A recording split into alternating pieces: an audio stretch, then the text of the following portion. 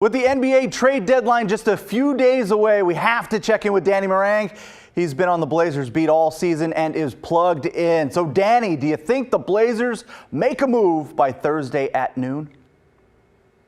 Yeah, Dusty and I are going to hop on air right at noon, and I have a reeling suspicion we'll have more than a couple things to talk about. If we had an over under going, I would probably say 1.5 is the easy line to beat. I think at least two guys get moved, probably three, depending on how the money would work out. But just from what I've heard, it does sound like Portland's definitely going to be active in the trade market, and rightfully so.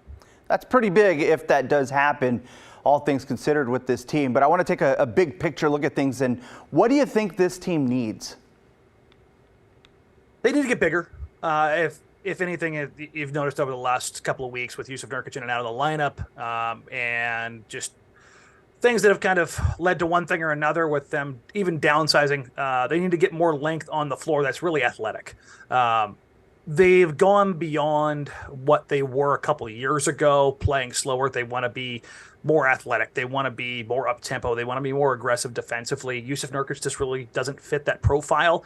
As much as Josh Hart does kind of fit that profile, they're playing him out of position. Jeremy Grant is definitely one of those guys. You can take a look at who they drafted this year, and Shaedon Sharpe and Jabari Walker, both guys who are tall, long, athletic, leaning towards that side of the sliding scale, if you will.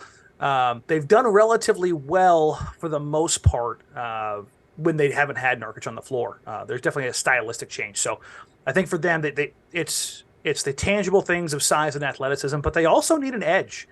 They really don't have an emotional leader.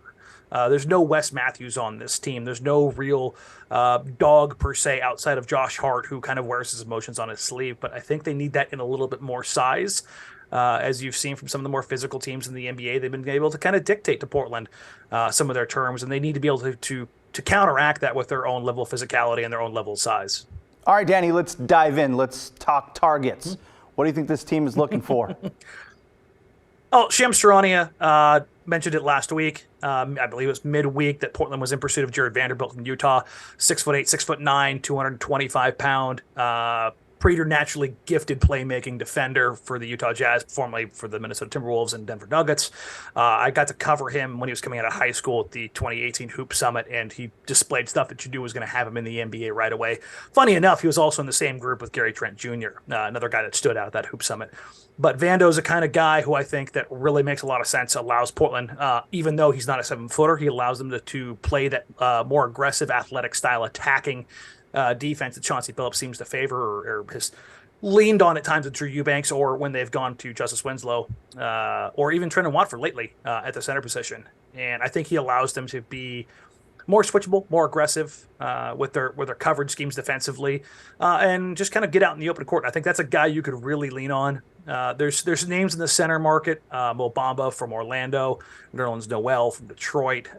Anybody who you see as kind of a backup big that's been kind of on the market, Portland's been linked to one way or the other. Another name I should say to watch, the Phoenix Suns were active in trying to pursue for Kyrie Irving before he was just traded to the Dallas Mavericks. They were willing to include both Chris Paul and Jae Crowder. Jae Crowder is a guy I think that Portland will probably be looking at. 6'6", real tough, hard-nosed, goes by Bossman 99. That's his nickname. Plays with a real edge. A championship caliber wing defender. Could bring a level of toughness. I think those are kind of the names that you're looking at. It's very much the same archetype type of players across the board, just at various positions. Should Trailblazers fans be excited about this, Danny? Does this move the needle enough? How do we gauge the excitement on those type of names, and how do they make this team better? Yeah, I don't think it's one of those things where it's necessarily moving around the deck chairs. I think General Manager Joe Cronin wanted to see how certain guys played alongside Damian Lillard and make the evaluation process from there. After last season, when they won't say it publicly, they tanked to get a draft pick that turned out to be Shaedon Sharpe. They moved on from C.J. McCollum. They moved on from Robert Covington and Norman Powell. They wanted to reshape the roster, but they didn't know how anybody would look playing alongside Damian Lillard. Now, with a couple of months under their belt, they kind of know what they are and what they need to address. They knew kind of coming into the season that they needed to get bigger. And now that has been ever more so evident. And that's really the thing I think they're going to try to prioritize, is that they get more, I don't know, fungible size on the floor at any given time. And I think that's kind of the way that they're going to go. And while it may not be this thing that everybody's super excited about, there's been so many games this year where this team has blown 10-plus point leads. They lead the NBA with 11 10-plus point leads blown, including that awful 25-point lead that they blew to the Los Angeles Lakers just a few weeks ago. You flip 4 or 5 games on its head, this is a team that's probably 3rd or 4th in the NBA right now, or it should be in the Western Conference. And that's no small feat considering how wide open the West is right now.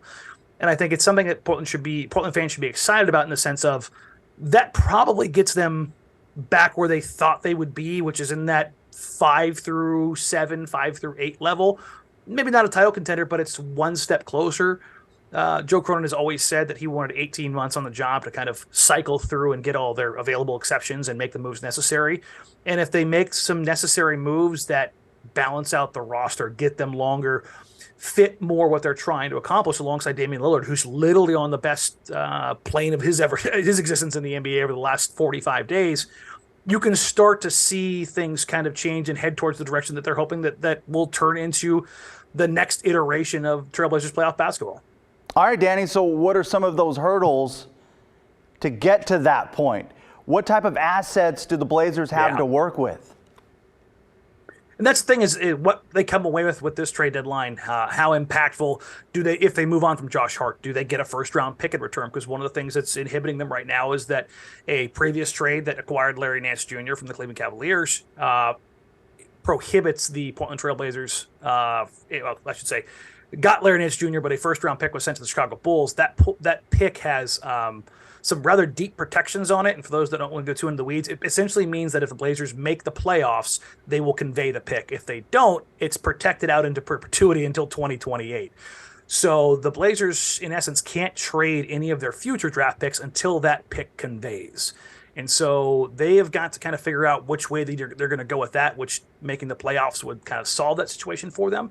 And whether or not they are going to make a move, a big type swing with a young Anthony Simons or Shaedon Sharpe, combination of the both, or potentially some guys that they have on the roster right now, like Nasir Little or Gary Payton II, plus one of the other younger guys for another type of big swing. There's way too many directions they can go, and this deadline is kind of gathering those assets up and understanding who's where and what as they head into the summer, because that's typically where the big-time transactions take place, even though we just saw Kyrie Irving traded just a few hours ago.